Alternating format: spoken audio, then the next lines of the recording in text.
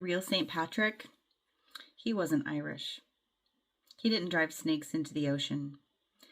And he never used a shamrock. Sorry. Happy St. Patrick's Day, everyone. Let's do what historians do best and ruin a good myth with the truth. When we look at primary sources, in this case, St. Patrick's own autobiography, the Confessio, the true story is actually much more intense than the legends. So Patrick, as a boy, was a Roman Briton, meaning he lived in Britain, which was part of the Roman Empire at the time, and he was kidnapped by pirates at the age of 16 and sold into slavery in Ireland. After 6 years, he escaped and walked 200 miles and made it back home. Later, he actually returned back to his captors, facing constant death threats, but he was there as a missionary trying to spread his faith. So one of the legends says that he drove the snakes out of Ireland, but this was a time in Ireland that was post-glacial. It was too cold for snakes.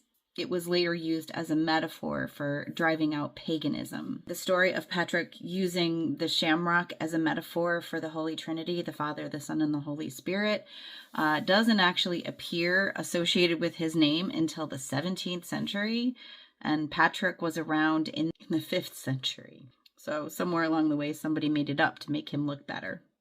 Not that they really needed to do that. He did pretty good on his own. In AP history, or really any history, we have to do that a lot. We have to try to separate the stories that people added later to make someone or something look more grand or glorious from what actually went down. The legends, they tell us what people valued, but the primary sources, they tell us what actually happened. Still fun for a little wearing o' the green.